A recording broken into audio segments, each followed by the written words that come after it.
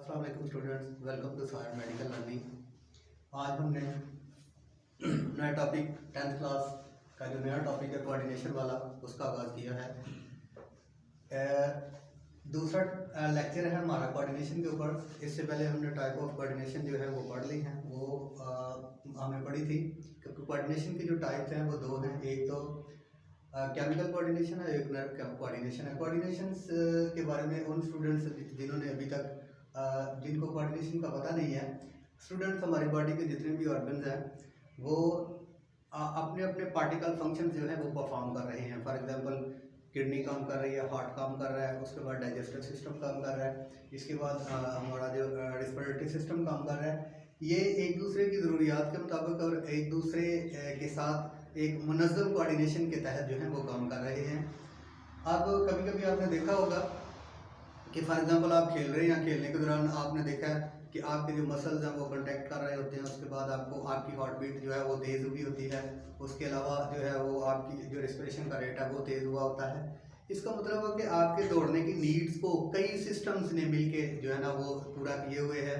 Heart आपको खून की सप्लाई दे रहा था, जो रिस्पिरेटरी सिस्टम था वो आपके लिए ऑक्सीजन की फराहमी कर रहा था, मसल्स जो थे वो कॉन्टैक्ट हो रहे थे आपको मूवमेंट करने के लिए। ये तमाम जो रब्त है ये बाहमी कोऑर्डिनेशन की वजह है, और कोऑर्डिनेशन के पीछे जो फैक्टर्स इन्वॉल्व हैं उनकी भी हमने डिटेल पढ़नी है। लेकिन आज जो हमारा टॉपिक है वो उसका जो थीम मैं आपको बता देता हूँ। वो जो हमने लिखा हुआ है वो है कोऑर्डिनेटेड एक्शन। ठीक है, कि कोऑर्डिनेशन के जो अवामल हैं वो जो कोऑर्डिनेशन का प्रोसेस है वो किन अवामल के ज़रिए होता है। इसमें मैंने 5 अवामल लिखे हुए हैं। सबसे पहले मैंने स्टिमुलाई लिखी हुई है, उसके बाद मैंने रिसेप्टर लिखा हुआ है, उसके बाद कोऑर्डिनेटर्स हैं, उसके बाद इफेक्टर्स हैं, और उसके बाद रिस्पॉन्सेज हैं। हमने कोशिश करेंगे कि शॉर्ट वे से मैं आपको स्टिमुलाई की डेफिनेशन बता दूं, रिसेप्टर्स के बारे में बता दूं, कोऑर्डिनेटर्स के बारे में बता दूं, इफेक्टर्स के बारे में बता दूं, और रिस्पॉन्सेज के बारे में बता दूं। और याद रहे कि ये हम नर्वस सिस्टम को पढ़ रहे हैं, और नर्वस सिस्टम्स के ये कोऑर्डिनेशन का एक्शंस है जो 5 मराहल में तय पाता है।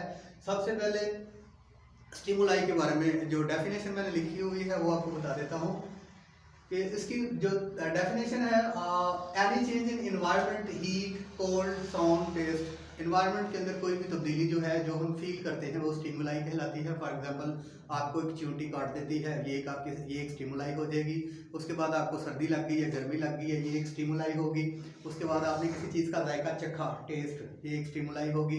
आपने किसी की आवाज़ कान से सुन ली, ये आपके लिए स्टिमुलाई होगी। और ये जो भी इन्वायरमेंटल चेंजिंग है जो आपने फील की वो क्या थी, ये एक आपके लिए स्टिमुलाई। ठीक है, फॉर एग्जांपल आप बाज़ार के अंदर या किसी भी जगह पे आप जो है ना वो वॉकिंग कर रहे हैं, चलते जा रहे हैं, अचानक से आपने सांप को देख लिया। ठीक है, या आपने देख लिया कि वो एक कुत्ता है, वो आपकी तरफ तेज़ी से दौड़ रहा है और आपको काटना चाहता है। उसकी आवाज़ भी आपने सुन ली, उसको भागता हुआ भी अपनी तरफ आपने देख लिया, और ये आपने आपकी आइज़ की जो वो ऑब्जर्वेशन थी वो क्या थी, स्टिमुलाई। ठीक है, और आपने उस कुत्ते की साउंड को सुन लिया, वो आपके लिए क्या थी, स्टिमुलाई। अब इसी एग्जांपल को आगे बढ़ाते हुए ये जो स्टिमुलाई, रिसेप्टर, कोऑर्डिनेटर, इफेक्टर्स हैं और रिस्पॉन्सेज हैं नर्व्स कोऑर्डिनेशन में, ये जो ये प्रोसेस है ये हम जो है ये दर्जा बदर्जा आपको बताता रहूँगा। उसके बाद स्टिमुलाई के बाद रिसेप्टर। रिसेप्टर क्या चीज़ है? रिसेप्टर वो है जो आपने स्टिमुलाई को रिसीव किया, जिन ऑर्गन्स ने इस स्टिमुलाई को रिसीव किया वो आपके रिसेप्टर होंगे। फॉर एग्जांपल इसकी जो डेफिनेशन मैंने लिखी है, stimuli detected by special organ. जो स्पेशल ऑर्गन उस पर्टिकुलर स्टिमुलाई को डिटेक्ट करते हैं, जो उसको रिसीव करने के रिस्पॉन्सिबल हैं, वो क्या कहलाते हैं, रिसेप्टर्स। फॉर एग्जांपल आपके जो रिसेप्टर्स हैं वो ईयर आपका रिसेप्टर है, नोज आपका रिसेप्टर है, स्पेशल ऑर्गन की बात कर रहा हूँ, टंग ये आपका रिसेप्टर है, स्किन आपकी रिसेप्टर है, आई आपके रिसेप्टर्स हैं। ये क्या करते हैं, कोई किसी भी स्टिमुलाई को रिसीव करते हैं। फॉर एग्जांपल ईयर, आपका कान है, किसी की अच्छी या बुरी बात आपके कानों में स्टिमुलाई आती है, और ये ईयर क्या है, आपका रिसेप्टर। उसके बाद नोज है, आप स्मेल सूंघते हैं, किसी भी स्ट्रेंज जगह से गुजर रहे हैं और आपको जो है ना वो बैड स्मेल आ गई। ठीक है, आपके नोज ने वो स्मेल को डिटेक्ट किया, वो स्टिमुलाई आपकी नोज ने डिटेक्ट की, और नोज आपका क्या हुआ, हाँ जी, रिसेप्टर। नोज आपका क्या हुआ? रिसेप्टर। टंग है, आपने किसी भी चीज़ को देखा, बड़ी शानदार चीज़ पकी हुई है, अब इसका टेस्ट करके पता चलेगा ना कि ये मीठी या नमकीन है, इसका जायका क्या है। आप उसका टेस्ट करते हैं, टेस्ट करते वक्त आपने जो है ना वो जो आपने टेस्ट किया जिस ऑर्गन के जरिए, वो आपका रिसेप्टर है, और जो टेस्ट था वो आपकी क्या है? स्टिमुलस। उसके बाद स्किन है, स्किन सर्दी लग गई जर्सियाँ पहन ली, गर्मी लग गई जर्सियाँ उतार दी, ठीक है, नहाने के लिए भागे दौड़े, ठीक है, और वो स्किन आपकी जो है वो रिसेप्टर है, वो हीट सेंसिटिव भी है और कोल्ड सेंसिटिव भी है। हीट और कोल्ड और stimulise but skin is receptor, ठीक है, स्किन आपका रिसेप्टर होगा और हीट और कोल्ड आपकी क्या होगा? स्टिमुलाइज। उसके बाद आइज की बारी आ गई। आइज ने किसी कुत्ते को अपनी तरफ आते देख लिया, किसी सांप को अपनी तरफ आते हुए देख लिया, या किसी चीज़ का नज़ारा कर लिया, तो वो क्या थी? वो स्टिमुलाई, और आपकी आइज क्या थी? रिसेप्टर। रिसेप्टर के बाद जो नेक्स्ट हमारे पास कोऑर्डिनेटर एक्शन में हिस्सा ले रहे हैं वो है कोऑर्डिनेटर। ये याद रखिएगा, रिसीव इंफॉर्मेशन फ्रॉम रिसेप्टर्स, ये रिसेप्टर से इंफॉर्मेशन को रिसीव करते हैं, रिसेप्टर इनकी तरफ इंफॉर्मेशन को भेज देता है। जब कोई स्टिमुलाई आती है, स्टिमुलाई को रिसेप्टर रिसीव करता है, रिसेप्टर उसको रिसीव करने के बाद कोऑर्डिनेटर्स की तरफ भेज देता है। कोऑर्डिनेटर्स कौन से हैं? आपके पास ब्रेन और स्पाइनल कॉर्ड हैं कोऑर्डिनेटर, जहाँ पे एसोसिएटिव न्यूरॉन्स जो हैं वो आपके जो रिसेप्टर से स्टिमुलाई आई हुई है उसका एनालिसिस करते हैं। फॉर एग्जांपल आपने कुत्ते को देखा अपनी तरफ दौड़ते हुए, वो स्टिमुलाई मिल गई, ठीक है, और रिसीव आपकी आइज ने की और ईयर ने की, ठीक, ईयर ने कहा भाई बड़ी गर्जदार आवाज़ है, आइज ने कहा भाई बड़ा मुंह है इसका, ठीक है, और वो जो स्टिमुलाई थी वो रिसेप्टर ने रिसीव करने के बाद किसको दी? कोऑर्डिनेटर्स को। ब्रेन कोऑर्डिनेटर था, यहाँ पे ब्रेन कोऑर्डिनेटर था। ब्रेन के अंडर एसोसिएटिव न्यूरॉन्स जो थे, इंटर न्यूरॉन्स जो थे, उनके पास ये रिसेप्टर्स की स्टिमुलाई आ गई और उन्होंने एनालिसिस करना शुरू कर दिया। भाई अब इसका क्या किया जाए? कुत्ता अभी बड़ा खूनख्वार है, वो बड़ा मोटा ताजा भी है और भाग भी रहा है, अब इसका क्या किया जाए? वो कोऑर्डिनेटर्स हैं ब्रेन और स्पाइनल कॉर्ड, जिन्होंने जो रिसेप्टर की तरफ से मैसेज आया था उस पर प्रोसेस किया, वो क्या कहलाएंगे? कोऑर्डिनेटर। नेक्स्ट हमारे पास है, उन्होंने प्रोसेस किया इफेक्टर्स। अब उन्होंने प्रोसेस कर लिया कि भाई कुत्ता बहुत खूनख्वार है, ये स्टिमुलाई के नतीजे में रिसेप्टर ने रिसीव करके जो है वो इफेक्ट कोऑर्डिनेटर तक पैगाम भेज दिया। अब जो इंटर न्यूरॉन्स हैं वो कोऑर्डिनेटर्स के अंदर, ब्रेन के अंदर प्रेजेंट है, वो इसको एनालिसिस कर रहे हैं कि हम जो हमारे पास जो स्टिमुलाई आई हुई है रिसेप्टर्स की तरफ से वो बड़ी डेंजरस है। अब जो कोऑर्डिनेटर्स हैं वो कोऑर्डिनेटर्स क्या करेंगे?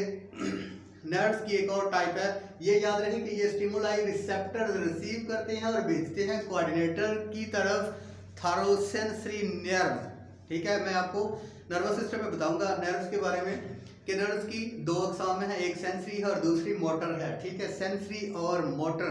सेंसरी नर्व्स ऐसी होंगी जो कि रिसेप्टर से इंफॉर्मेशन को रिसीव करके कोऑर्डिनेटर तक पहुंचाएंगी, और मोटर नर्व्स जो हैं या न्यूरॉन्स जो हैं ऐसे न्यूरॉन्स होंगे जो कोऑर्डिनेटर से एनालिसिस के बाद जो हदायत होंगी वो ट्रांसमिट होगी इफेक्टर्स की तरफ वो थरो मोटर न्यूरॉन्स जो हैं वो कन्वर्ट होंगी, ठीक है, या इनको एफरंट या इफरंट्स के नाम से भी जाना जाता है। सो इफेक्टर्स कोऑर्डिनेटर ने उस कुत्ते को देखने का जो अमल था उसका तज्जिया किया, एनालिसिस किया और उसने पैगाम दिया इफेक्टर्स को। अब इफेक्टर कौन है? इफेक्टर जो है वो रिसीव मैसेजेस फ्रॉम कोऑर्डिनेटर। ये इफेक्टर क्या कर रहा है?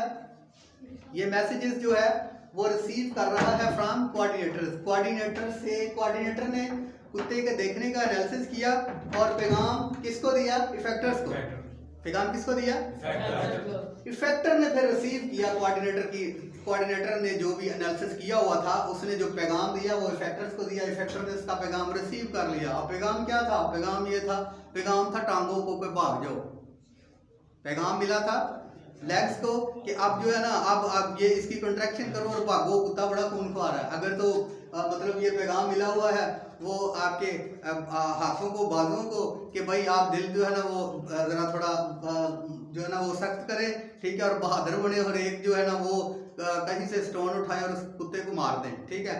ये भी आप जो था वो इफेक्टर्स का पैगाम था, या वो टांगों को पैगाम मिला था कि भागो, ये इफेक्टर का पैगाम था। और ये सिंपल इसकी डेफिनेशन ये होगी कि जो इफेक्टर्स हैं वो रिसीव मैसेजेस फ्रॉम कोऑर्डिनेटर से ये मैसेज को रिसीव करते हैं। उसके बाद है रिस्पॉन्स। अब जो अब कोऑर्डिनेटर ने मैसेज कन्वे किया था इफेक्टर्स को, इफेक्टर्स ने वो मैसेज रिसीव किया और उस पर एक्शन शो किया।